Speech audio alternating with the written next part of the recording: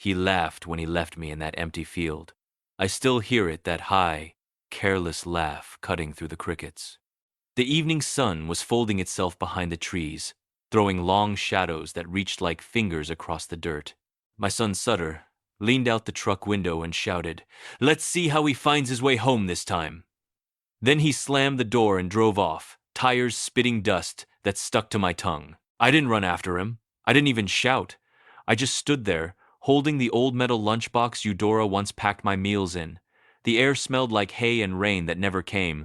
I remember thinking how strange it was to be 70 and finally understand what loneliness really sounds like. It isn't silence. It's an engine fading into the distance while you still believe someone might turn back.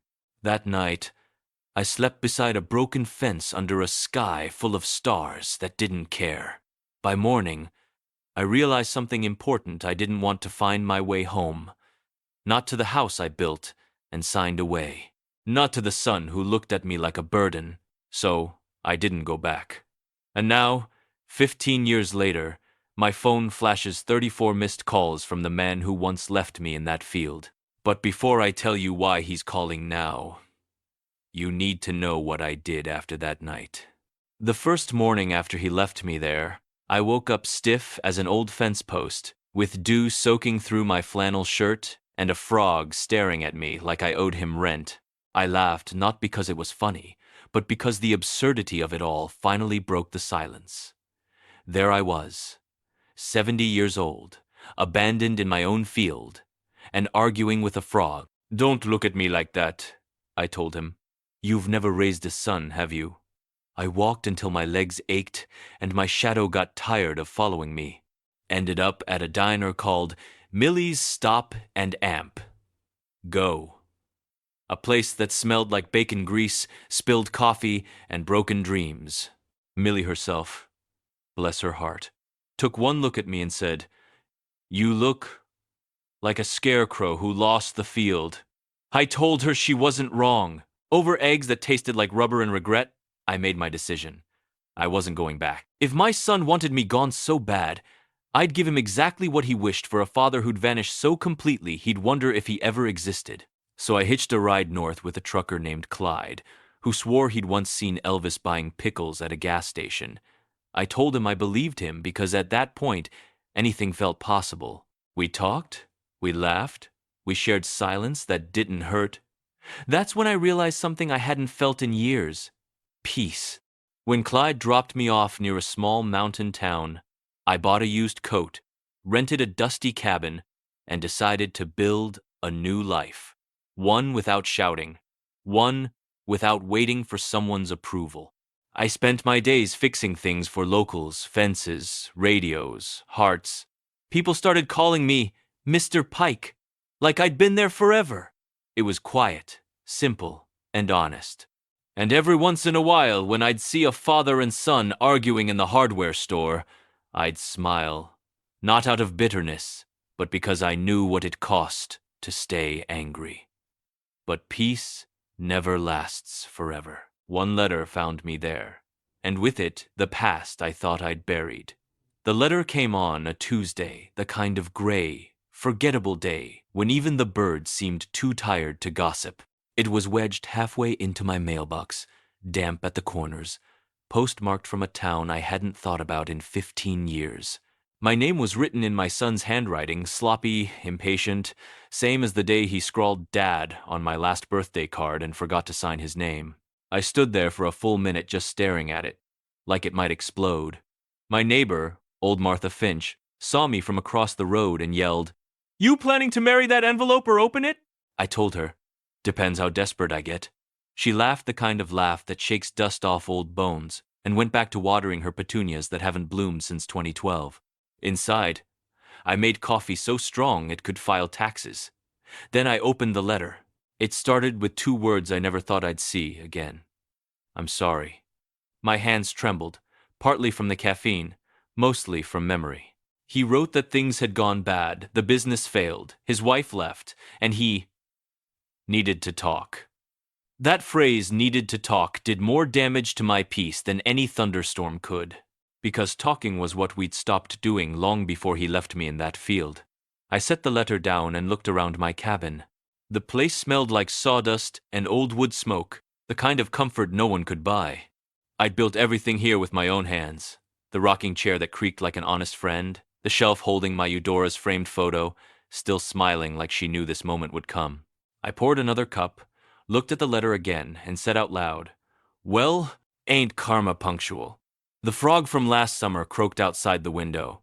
I swear that little beast has followed me everywhere, and for the first time in years. I didn't feel angry. I just felt older. Not weaker. Just tired in the kind of way that comes from loving too hard and being laughed at for it. Still, I folded the letter carefully, tucked it into my shirt pocket, and stared out the window. The mountains were quiet, patient. They'd seen men like me before, the kind who run away from home only to end up building another one with fewer walls. I thought I'd burned every bridge, but maybe this one hadn't finished smoldering yet. I sat with that letter for 3 days. Didn't move it, didn't reread it.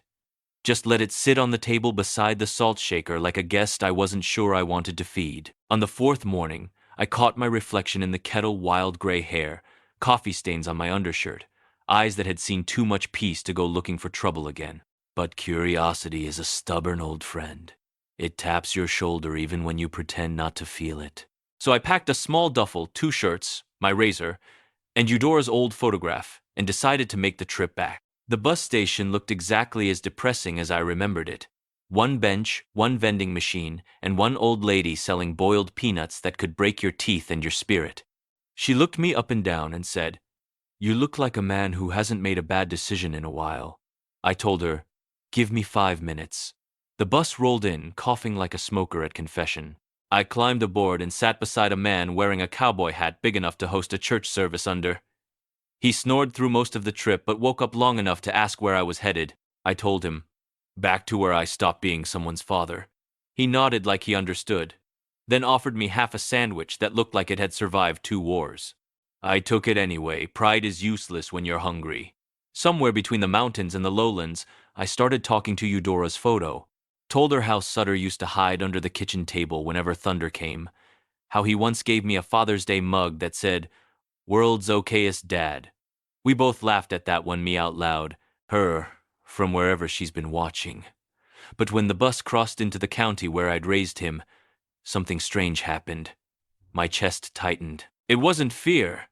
Not exactly, more like the feeling you get before opening a door you nailed shut years ago. I wanted to turn back, yet something kept whispering, "Go on, just see." Then the bus driver hit a pothole so big it baptized everyone in coffee, and the whole bus groaned like an old choir. A lady behind me yelled, "Lord, take the wheel!" And I couldn't help but laugh till my ribs hurt. Maybe life knew I needed that, a ridiculous reminder that you can't prepare for every bump. When the laughter settled, I looked out the window and saw the old county sign, "Welcome to Milbrook." I hadn't seen it in 15 years. The paint was faded, the letters chipped, just like the man coming back to read them. I didn't know if I was going home or walking straight into another kind of exile. The bus dropped me off at the corner of Main and Willow, same cracked sidewalk, same smell of fried dough and motor oil. The wind carried that old small-town sound gossip wrapped in birdsong. I stood there a minute, letting the air remember me. Nobody did, of course. To them, I was just another old man with a bag full of second thoughts. I walked past the hardware store that used to have my name on a plaque, "Pike's Supply, Tools You Can Trust." Now it said, "Sutter and Amp, Co." in shiny letters that looked too proud for their own good. I chuckled under my breath. Co. stood for his wife. Probably she never lifted a hammer in her life, unless it was to hang another mirror of herself. The closer I got to my old house, the heavier my boots felt. 15 years of grass had swallowed the path I once mowed every Sunday. And there it was, my porch, painted a color I can only describe as regretful beige. There were wind chimes, too, tinkling away like they were trying to apologize for the whole situation. A young couple stood outside strangers. She watered the roses I planted for Eudora, humming off-key, and he fiddled with the mailbox I built with my bare hands. I almost wanted to correct him on the hinge placement. "Turn it clockwise, son," I whispered, but the word son hit me like a swallowed nail. Just then, Their dog, a tiny, trembling thing that looked like it barked in lowercase, ran up and started sniffing my shoe. I bent down to pet it, and it sneezed right in my face. "Good to see someone remembers me," I said. The woman smiled politely, the way you smile at old men who might start talking about the weather and never stop. I asked, "You folks know who used to live here?" "An old guy, I think," she said. "Some story about him disappearing. No one really knows what happened." I smiled. "Yeah," I said softly. "He finally took a vacation." I walked away before my voice could betray me. The street stretched ahead like an old memory you try not to step on. My heart felt both lighter and heavier, lighter because I'd seen it, heavier because it didn't belong to me anymore. Halfway down the block, I stopped at a bench, the same one where I used to wait for Sutter after baseball practice. I sat, let the wood creak under me, and whispered, "Well, Eudora, Holmes changed outfits again." A pigeon landed beside me, eyeing my half-eaten sandwich like it had a claim to it. I tore off a piece and tossed it over. "Fine," I muttered. "Take your share." Everyone else did. That's when I heard a voice behind me, one I hadn't heard since the day the truck drove away. "Dad?" That single word, half question, half prayer, hung in the air like smoke that didn't know where to go. I didn't turn right away. I just kept watching that pigeon peck at my sandwich, pretending that maybe the bird needed my attention more than the man who once left me in a field. "Dad, is that you?" he said again, closer this time. I turned. There he was, Sutter Pike. My boy. But not the same one who'd driven away laughing all those years ago. This one had shadows under his eyes, deep enough to plant potatoes in. His hair was running away from his forehead. His shoulders sagged like wet laundry, and his hands, those hands that used to throw baseballs, trembled when he shoved them into his jacket pockets. He looked older than me in all the wrong ways.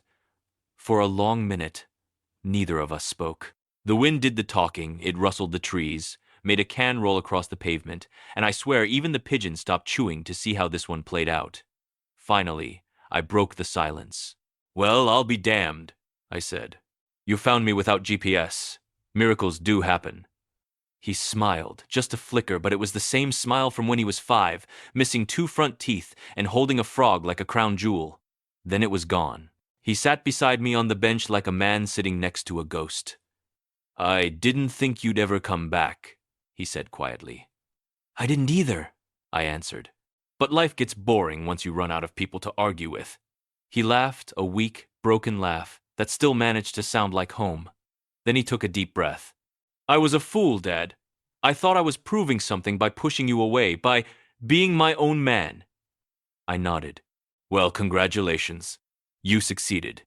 You became your own man, miserable and broke, just like the rest of us." That one got him to snort. "You haven't changed," he said. "Sure I have," I told him. "My knees file complaints now, and I talk to frogs." He went quiet again, rubbing his palms together. "I lost everything," he finally said. "The house, the business, even her. She took the car, the dog, and half the furniture." "Well," I said, "she clearly had good taste in exits." He tried not to laugh, but he failed miserably. Then he looked at me with eyes that were suddenly 15 years old again, guilty, scared, hopeful. "Can we start over?" he asked. I looked straight ahead. The street was empty, the sky pretending not to listen. "Start over?" I said slowly. "Son, I'm too old to start over. But maybe." I glanced at him and smiled faintly. "We can start again, that's shorter." We sat there like that for a while, 2 stubborn men learning how to breathe in the same silence. Somewhere nearby, a car alarm went off, ruining the moment completely. "There," I said. "That's the soundtrack of reconciliation." He laughed again, really laughed this time, and I felt something shift inside me. Maybe forgiveness wasn't a thunderclap. Maybe it was just a quiet chuckle on a worn-out bench. But the peace didn't last long because the past always finds a way to demand one final payment. We walked down Main Street together, side by side, like 2 mismatched shoes that somehow still walked the same road. The silence between us wasn't angry anymore, just heavy, like a blanket that had been left out in the rain. Every few steps, I'd glance at him out of the corner of my eye. He looked smaller now, like life had taken a bit out of him and forgot to spit it back. We passed old stores that used to know our names. The bakery gone. The barber shop turned into a vape lounge. God help us. And then, out of nowhere, we heard someone yell, "Harlan Pike! Is that really you?" I froze. The voice belonged to Doris Wilcox, the nosiest woman in 3 counties. She used to sell Avon, gossip, and unsolicited advice in equal portions. And here she came wobbling toward us with the enthusiasm of a bloodhound and the perfumed strength of a chemical weapon. "Well, if it isn't the long-lost legend!" she cried, throwing her arms wide. "We thought you were dead!" I grinned. Almost was. Then I realized heaven probably didn't have good coffee. She slapped my arm, laughing like a woman who'd just found her favorite soap opera back on air. "And this must be your boy. Oh, Sutter, I remember when you threw that baseball through the church window," he groaned.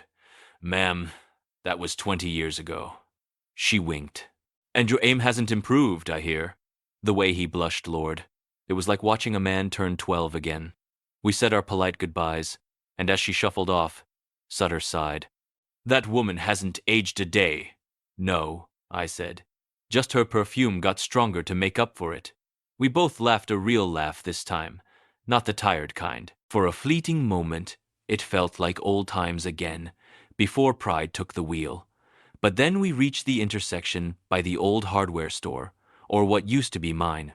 Through the glass, I saw a big red sign that read, "Auction tomorrow, closing for good."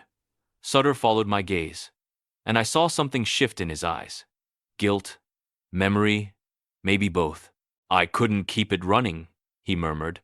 "After you left, I thought I could make it bigger, smarter. But all I did was lose what made it work you." The wind tugged at my jacket, as if trying to carry that sentence away before it could hurt too much. I took a deep breath, staring at my old store one last time. Inside, the shelves were empty, but the smell of oil and sawdust still lingered, ghosts that didn't know they were supposed to leave. "You know," I said quietly, "I used to think you took everything from me. But maybe you just gave me the chance to live differently." He frowned. "How can you say that?" "Because I learned something in those mountains, son," I said. "You can lose everything and still not be lost." He looked like he wanted to cry, but didn't know which tear should go first. So instead, he said, "You always were better at words than feelings." "And you," I said, "were better at ruining both." That broke the tension. He laughed until he wheezed. And I joined in 2 fools standing in front of an old, dying building, trying to find life again. But laughter has a cruel sense of timing, because just as it returned, someone unexpected stepped out of that store, carrying a box with my name written on it. A young clerk came out of the store, couldn't have been more than 20, holding a dusty cardboard box with H. Pike scrawled across it in faded marker. "You're Mr. Pike, right?" he asked. "Found this in the back. Been sitting there since forever." The owner said if anyone with that name ever showed up, it's theirs. I blinked at him, unsure whether to laugh or grab the box and run before the universe changed its mind. "Son," I said, "you might have just handed me a time machine." The kid looked confused, but smiled politely the way you smile at old folks who say things that sound like poetry but might be early dementia, then went back inside. Sutter and I carried the box to the bench outside. It was light, but it felt heavy with everything I hadn't said. I tore the tape open, and inside, well, it was a museum of my mistakes. On top was a faded photo, me, Eudora, and little Sutter standing in front of the store on opening day. My hair had color, my back had courage, and the kid was holding a balloon twice his size. On the back, in my wife's looping handwriting, "For the days you forget how proud you make us." I felt my throat tighten. "Guess I forgot longer than planned," I whispered. Under that, a handful of tools, my old measuring tape, still stuck at 6 inches because the spring gave out in '89. A screwdriver with the handle half chewed from when our dog thought it was a bone. And at the bottom, an envelope. Eudora's handwriting again. I hesitated, then opened it. Inside, just one line. "When pride leaves, love can come home." I sat there frozen. A street noise faded. Even the wind went quiet, like it was trying to give me a moment. My son leaned over, read the note, and whispered, "Mom always knew how to say the right thing." I nodded slowly. "Yeah, she also knew how to guilt trip from beyond the grave. Talented woman." That made him laugh. A wet, shaky laugh, and it cracked something open in both of us. I couldn't tell if it was grief or healing, maybe both at once. I reached into the box, pulled out the screwdriver, and handed it to him. "You used to hold this like it was Excalibur," I said. "Said you'd fix the world with it." He smiled through red eyes. "Didn't even fix my own life," I smirked. "Then maybe start with this bench. It's squeaking worse than my knees." He laughed again, really laughed, and for a second I saw the boy he used to be, covered in dirt, proud of every crooked nail he hammered in. We sat there with the box between us, a small, quiet peace treaty signed in dust and memories. But then he said something that made my heart stop cold, something that reminded me our reckoning wasn't quite done yet. He stared at the screwdriver in his hands like it might start talking. His thumb traced the worn grooves on the handle, the same ones his little fingers had clutched when he was 5 and wanted to help Daddy fix the world. Then he said it, quietly, like a confession made to the floor. "Dad, the day I left you in that field, it wasn't just because I was angry. I felt my stomach tighten, the kind of ache that doesn't come from age but from memory. I didn't speak. Sometimes silence is the only way to let truth find its courage." He took a shaky breath. "Mom told me something before she died. She said, you were thinking of selling the house to pay for my business. She said you were hiding it from me." I frowned. "That's true. I didn't want you to feel guilty," he nodded. "I know. But she said something else, that you blamed her for me being selfish, that you told her she spoiled me rotten. And I believed it. I thought you resented us both.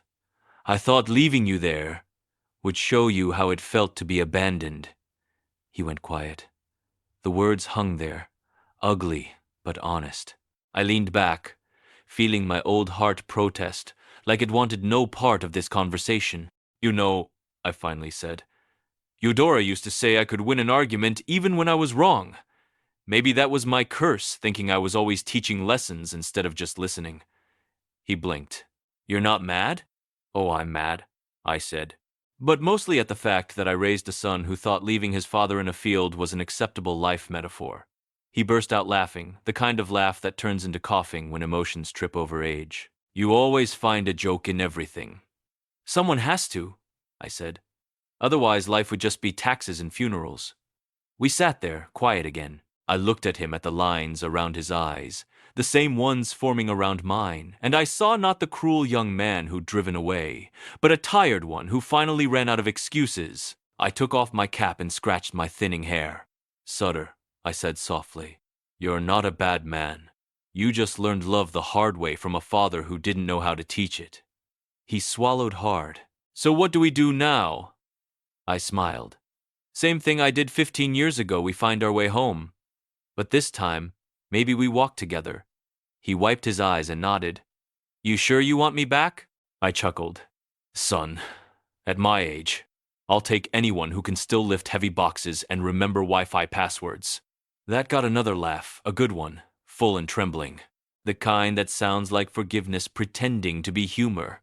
We sat until the sun began to melt over the rooftops, painting everything gold and gentle. The box of memories between us, the ghosts quiet for once. But as I stood to leave, he grabbed my arm, and what he asked next nearly undid me all over again. He grabbed my arm firm, desperate, the way a drowning man reaches for a piece of driftwood. "Dad," he said, "come home with me, please."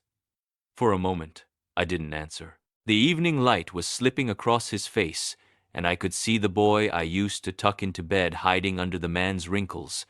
It broke something in me, but I wasn't ready to just nod and pack my ghosts. I looked him dead in the eye and said, "All right, son, but on one condition." He blinked. "Anything." "You do exactly what I say for 1 week." He frowned. "That's it?" "Yep, 1 week. You live by the Gospel of Harlan, Chapter 1. Always make coffee strong enough to wake the dead. Chapter 2. No talking about the past unless the past brings pie. He stared at me like I'd just invented a religion. You're serious? As a colonoscopy, I said. He laughed, loud, honest laughter that made a couple walking by turn their heads. I didn't care. It felt good hearing him laugh in my direction, not away from it. We started walking toward his car, or rather, his borrowed car, a battered sedan that coughed more than I did before breakfast. This thing yours? I asked. Technically, the bank's, he said. Good, I said. Let them pay for the oil leaks. Inside, the car smelled like regret and fast food. He brushed off the passenger seat. Sorry, Dad. Haven't had anyone in here since your pride got evicted? I finished. He grinned. Yeah, that. The drive was quiet, but warm. He played some soft jazz, said it helped him think. I told him it helped me nap. At one red light, he looked at me and said, You know, I used to dream about you showing up again. But every time, you'd drive away before I could say anything. I nodded. Well, dreams are safer. In dreams, nobody runs out of gas or patience. He smiled at that, then said quietly, I don't deserve another chance. Maybe not, I said, but neither did I. And Eudora gave me 50 years' worth. Guess we're both lucky and undeserving. We passed the old fairgrounds empty now, just weeds and ghosts of laughter. I remembered taking him there when he was 7. He'd thrown up on the Ferris wheel and blamed me for making gravity too strong. I chuckled at the memory. What's funny? He asked. Just remembering how you used to think the world revolved around you. He sighed. I still do. It's just spinning slower now. We both laughed again, not because it was funny, but because laughter was the only bridge we had left that didn't collapse under history's weight. When we pulled up to his small rented house, he looked nervous. It's not much, he said. I patted his shoulder. Good. I'm allergic to mansions and humility's free. He smiled, relieved, and helped me out of the car. I stood there, looking at the porch light flickering like it was deciding whether to stay on. Home sweet rental, I said. Welcome back, Dad. I nodded, breathing in the night air. Don't thank me yet, I warned him. My snoring's been known to cause minor earthquakes. He laughed, shaking his head. For the first time in 15 years, it felt like we weren't father and son trying to fix the past, just two men starting over, badly but sincerely. But as I stepped through that doorway, something inside the house made me freeze a sound I hadn't heard in decades, and one I never thought I'd hear again. It hit me the second my foot crossed the threshold, that sound. Soft, uneven notes wandering through the air like memories that forgot where they were going. The old piano. Eudora's piano. It shouldn't have even existed anymore. I thought it had been sold, burned, or buried under some renovation nightmare. But there it was in the corner of the living room, same faded mahogany, same chipped ivory keys. One leg still wrapped with the duct tape I'd put there in 1983 after Sutter tripped over it pretending to be Elvis. He saw me staring. I found it at a second-hand store last year, he said. Didn't even realize it was the piano until I opened the lid. There was Mom's sheet music still inside. I walked toward it like a man approaching a ghost that might hug him or haunt him. I wasn't sure which. My hand trembled when I touched the keys. They were cold, but they felt alive somehow. I pressed one. It squeaked. Ha! I said. Still flat on the high F, guess even pianos hold grudges. Sutter smiled softly. Mom used to say that piano only played right when you were in the room. That's because I scared it into tune, I muttered. Then he sat beside me, shoulder to shoulder, and placed a sheet of yellowed paper on the stand. Mom's song, he said quietly. The one she used to sing on Sunday mornings. You remember? I nodded. Oh, I remembered. I could almost smell her lilac perfume, hear her slippers shuffling on the kitchen tile, her voice floating through the house gentle, off-key, beautiful in its imperfection. I tried to play, but my fingers were clumsy, like they'd forgotten what joy felt like. The melody stumbled, tripped, and finally found its footing. And when it did, I swear, the house itself seemed to exhale. Sutter joined in. humming softly, off-key, just like his mother. And there, for the first time in forever, I felt something I hadn't since she passed the warmth of her between us, like forgiveness had shape and sound. When the song ended, we sat in silence. Just the hum of the refrigerator and the heartbeat of time. I wiped my eyes, pretending it was dust. Guess I still remember the tune, I said. He nodded. And I finally learned the harmony. We laughed quietly, and then I said, well, it's official. She's probably up there right now yelling at us for playing it too slow. She always did, he said, smiling through tears. And you always said it wasn't the tempo, it was her cooking that made you rush. Still true, I said. God bless her pot roast. May it rest in peace. We laughed again, softly, until it turned into something quieter, not sadness, not exactly joy, but that strange middle ground where love lives after everything else has gone. The piano lid clicked shut, and I looked at my son. You kept the one thing that mattered, I said. That's more than I did. He shook his head. No, Dad, you kept you. I'm just glad I finally found where you'd been hiding. Outside, the night deepened. Inside, I felt something loosen a knot tied years ago, finally letting go. But just as peace began to settle, a knock came at the door, and the past, once again, came calling. The knock came again, soft, hesitant, like the person on the other side wasn't sure if forgiveness had visiting hours. Sutter frowned. Probably the landlord, he said, standing up. He keeps forgetting I already paid rent. But something in his voice told me he didn't believe that. He opened the door, and standing there holding a half-melted ice cream cone and wearing the world's most serious expression was a little boy. Couldn't have been more than 7, hair the color of autumn wheat, eyes too familiar. The kid looked up at me, then at Sutter. Daddy, he said. Is this the grandpa from the picture? Sutter froze. I swear, if guilt had a sound, it would have been that silence. Grandpa? I repeated, nearly choking on the word. You've been hiding staff members from me now? The boy giggled the kind of innocent laugh that slices straight through every wall. An old man builds around his heart. He walked in without invitation, marched right up to me, and said, Mom said you liked tools. I brought you this. He handed me a small plastic hammer. The handle was cracked, the head crooked, a masterpiece of dollar store engineering. I took it like it was Excalibur. Perfect, I said. Now I can finally fix all your dad's bad decisions. Sutter groaned. You see what I deal with, buddy. The kid nodded gravely. He burned the pancakes this morning. I grinned. Well, looks like the talent skipped a generation. The boy climbed onto the piano bench, poked a few keys, and announced, This piano's tired. Son, I said, that piano's seen more emotional drama than a soap opera marathon. Let it rest. He laughed again. That big belly laugh kids have when the world still feels like a safe joke. I couldn't help it. I laughed too. And for the first time in years, laughter didn't echo off loneliness. It stayed. It belonged. Sutter watched us quietly, his eyes wet but smiling. His name's Thomas, he said softly. He's 7. And, yeah, he's yours, Dad. I wanted to tell you sooner, but I didn't know if you'd even pick up the phone. I looked at the kid again. He was busy trying to make the piano play Twinkle, Twinkle with one finger and the focus of a NASA engineer. My throat tightened. Thomas, huh? Strong name, I said.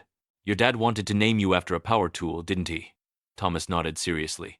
He said drill. Mom said no.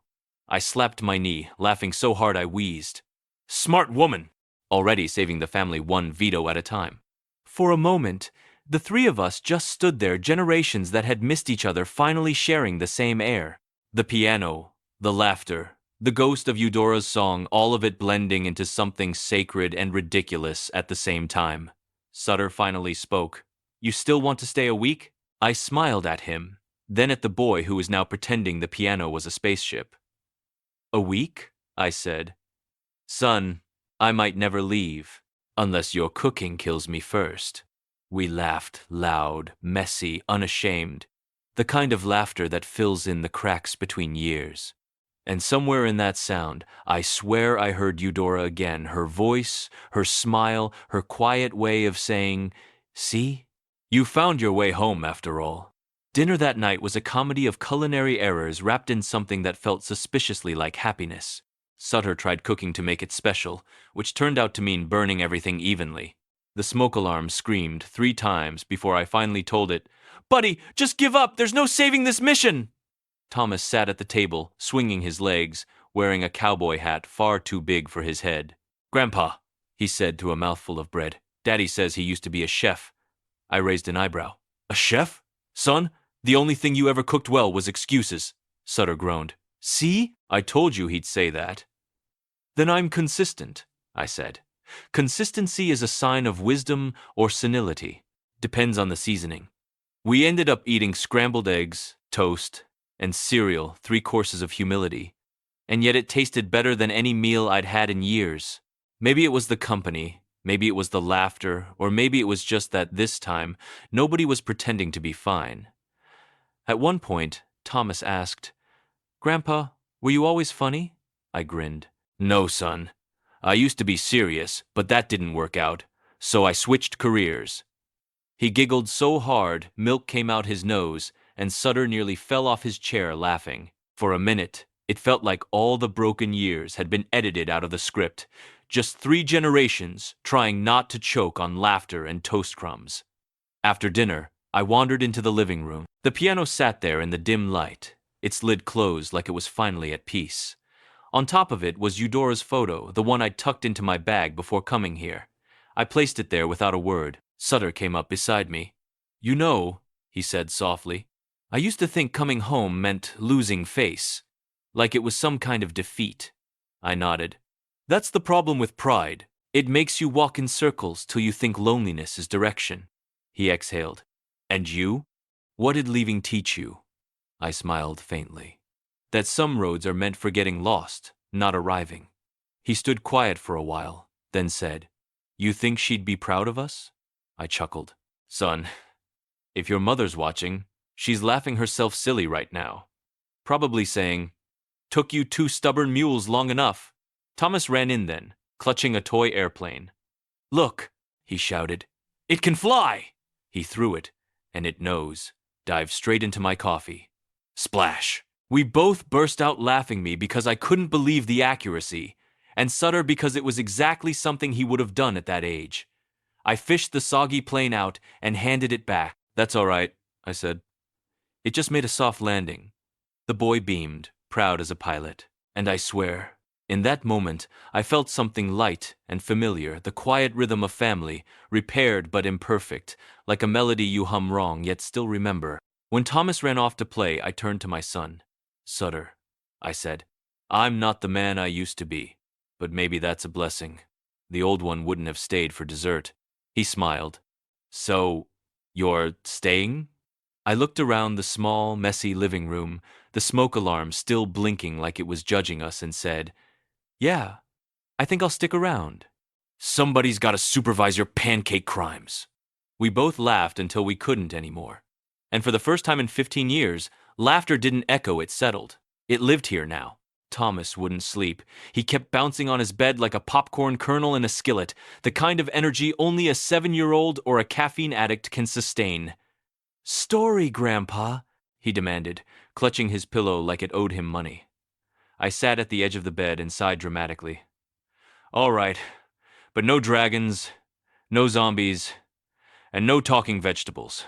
Last time I tried that, your dad had nightmares about broccoli." Sutter yelled from the kitchen. "Still do." Thomas giggled, then looked at me expectantly.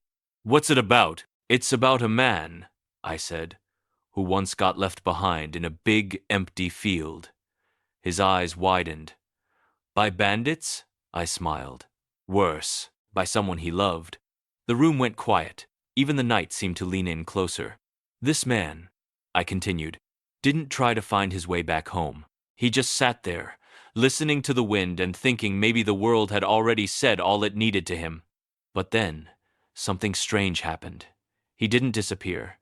He grew roots, made friends with frogs, built a cabin out of his mistakes, and learned to cook terrible soup." Thomas laughed so hard he rolled sideways. Did he eat the frogs? Only on special occasions, I said. Point is, he thought he was lost. But all that time, the road was still watching him. And one day, when he'd finally stopped being angry at it, the road decided to find him. The boy frowned, thinking, so, the road missed him? Exactly. I ruffled his hair. Sometimes, kiddo, you don't have to chase home. You just have to stop running away long enough for it to catch you. He nodded solemnly, as if I'd just revealed the secret of the universe, or at least how to fix a leaky faucet. Grandpa? He said, voice sleepy now. Did the man ever see the person who left him again? I looked at Sutter, who was leaning in the doorway, arms folded, listening quietly. Yeah, I said softly. And when he did, he didn't need to be angry anymore. Because by then, he'd learned how to forgive, mostly so his heart would have room for dessert. Thomas yawned, half smiling. I like dessert. Good, I said, pulling up his blanket. Then you'll live a long and happy life. As his breathing evened out, I sat there a little longer, watching his small chest rise and fall. I thought about the years I'd wasted proving I didn't need anyone, about the silence I'd mistaken for peace. And then I thought of this soft room, the smell of burnt toast still hanging in the air, the faint creak of the old piano downstairs. Sutter whispered from the door. Good story, Dad. Yeah, I said. Too bad it's mostly true. Needs more explosions. He chuckled, shaking his head. You never change. Wrong, I said, standing up slowly. I just finally changed in the right direction. We turned off the light, and for the first time in 15 years, darkness didn't feel empty. It felt full, like a quiet applause from every ghost that had ever waited for me to come home. And yet, one last sunrise was still waiting, the kind that doesn't close a story, but rewrites the ending completely. The morning came soft and golden, like it was trying not to wake us too quickly. The house smelled of coffee and toast again, apparently. My son was determined to burn breakfast until it became a family tradition. I shuffled into the kitchen, hair pointing in 12 directions, heart strangely calm. Thomas sat at the table drawing something with a blue crayon, his tongue poking out in deep concentration. Sutter was humming off-key at the stove, flipping pancakes that looked like abstract art. For a moment, I just stood there, leaning on the doorway. The sunlight touched everything gently. The piano, the half-washed dishes, the laughter that hadn't even started yet. 15 years ago, I'd thought I was done with mornings like this. Turns out, mornings weren't done with me. Sutter noticed me watching and smiled. You're up early, he said. I grunted. Early? Son, it's practically noon.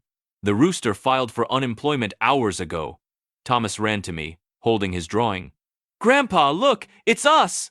I took the paper stick figures holding hands under a crooked sun, one of them with gray hair that looked like lightning. I laughed so hard my eyes watered. That's the most accurate portrait anyone's ever done of me, I said. I'm keeping it. Might use it for my obituary photo. Sutter rolled his eyes. You're impossible. Exactly, I said. That's how I lived long enough to annoy you both. We sat down together 3 generations, sharing one wobbly table and a plate of pancakes that tasted like redemption. Between bites, I found myself thinking about all the versions of me that had walked away from this kind of peace, the proud man, the angry man, the lonely man. None of them would have believed how good burnt food could taste when you finally stopped eating alone. Sutter poured me more coffee. You ever think about that field? He asked quietly. I smiled, staring out the window, where the sun was melting over the grass. Every day, I said. But not the part where you left me. The part where I stopped looking for a way out. Sometimes, son, you have to get lost in the middle of nowhere to realize you were heading home the whole time. He nodded, swallowing hard. You forgive me? I looked at him, then at Thomas, whose crayon had rolled onto the floor. I forgave you years ago, I said. I just waited till you were mature enough to deserve it. He laughed, and this time, it wasn't broken or strained. It was the sound of something mended. We finished breakfast in easy silence. The kind that doesn't need to prove anything. Outside, a breeze came through the window, carrying the faintest scent of lilacs. For a second, I could have sworn I heard Eudora humming. I looked up, smiled, and said quietly, Well, darling, Looks like the boy finally brought me home. Thomas tugged at my sleeve. Grandpa, what are you smiling about? I winked. Just thinking, kid. Turns out, sometimes getting left behind was the best shortcut life ever gave me. He didn't understand, of course, but he laughed anyway, and that was enough. And there, in that small kitchen filled with sunlight, burnt pancakes, and second chances, I realized something simple and beautiful. You don't always need to find the road back. Sometimes, the road grows toward you. Thank you for listening, my friends. If this story touched your heart, subscribe to the channel. Tell me in the comments where you're watching from and how old you are. I love knowing who's walking this road with me. And remember, you can lose everything, pride, money, even time, but if you still know how to love, you'll always find your way home.